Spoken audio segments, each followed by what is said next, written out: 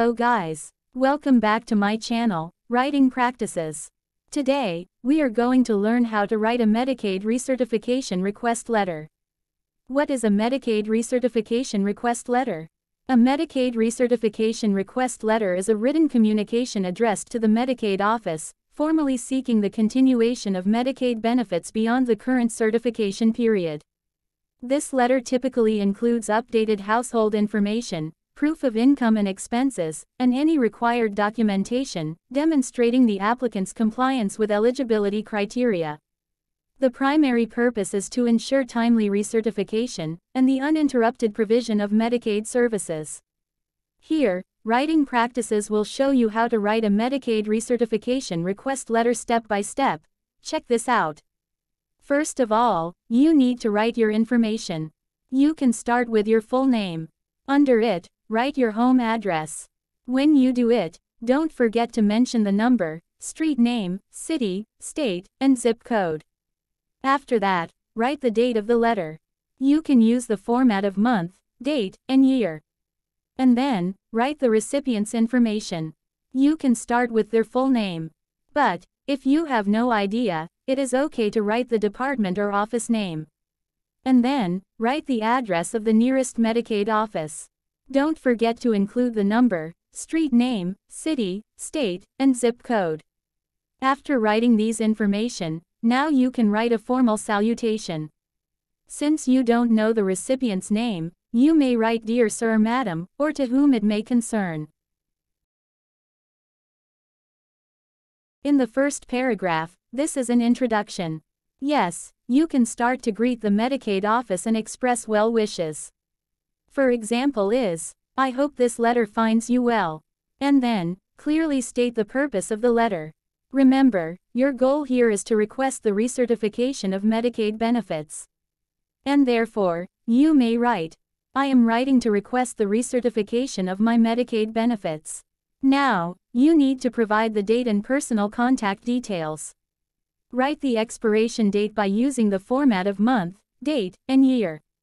Here is the example. My current certification is set to expire on April 1, 2024. In the second paragraph, this is where you give your household information. Yes, write all the detailed household members, including their ages. Write each member name one by one, along with their status in the family, and the ages as well. You can make it in the bullet points to make it easy to notice and read. And here is the example. Household information. Household members. Lisa Rodriguez. Head of household. 35 years old. Daniel Rodriguez. Spouse. 38 years old. Emma Rodriguez. Child. 10 years old. Besides the personal details, you need to also outline the income details for each member. Just like the previous one, you can also make it in bullet points. And don't forget to mention if the member is employed or has their own business. Also important, mention the absence of additional income sources. So, here is how it looks like. Income details. Lisa Rodriguez, $2,500 per month. Employment. Daniel Rodriguez, $2,800 per month. Employment. No additional sources of income. Sure, you can write more in case your household has additional income sources.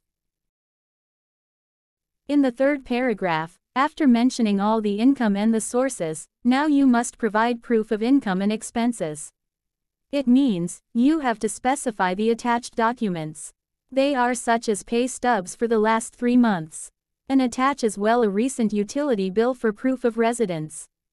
Here you can write it this way. Proof of income and expenses. Attach pay stubs for Lisa and Daniel Rodriguez for the last 3 months. Attach a copy of the recent utility bill as proof of residence. In the fourth paragraph, this is the section where you give your contact information. Emphasize the importance of updating contact details. List the current and updated contact information for prompt communication. Yes, the contact details here are from you and other household members. You may write the phone number and email address as well. Once again, to make it neat and readable, you can use bullet points. Here is the example how you write it. Lisa Rodriguez, 555-123-4567. Lisa.rodriguez@email.com. Daniel Rodriguez. 555-234-5678. Emergency contact. Maria Hernandez. Sister. 555-789-0123.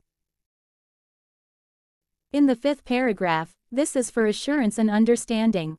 It means, you need to express understanding of the importance of timely recertification. If you don't know what to write, you may simply copy this. I understand the importance of recertifying on time, to ensure the continuity of my Medicaid benefits. After that, affirm providing all necessary documentation for the recertification process. You can make it simple by writing, I have provided all necessary documentation and information required for the recertification process. In the sixth paragraph, this is where you talk about availability for further details. It is highly recommended that you offer contact information for any additional requirements. It can be phone number or email address or both. Here is the example. If additional information or documentation is needed, please contact me at 555-123-4567 or lisa.rodriguez@email.com as soon as possible. After giving your contact details, now assure availability to provide further details if needed. Yes, you may write, I am available to provide any further details required to facilitate the recertification process.